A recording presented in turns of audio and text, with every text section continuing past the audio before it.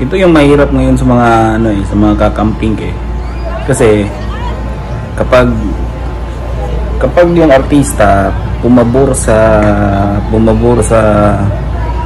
ideolohiya nila, sasabihin lang ngayon credible, matalino, may paninindigan. Pero yung mga artista na pumapabor sa mga Duterte, sasabihin nila bobo, no laos. Yun yung problema. Tulad doon ni Vice Ganda,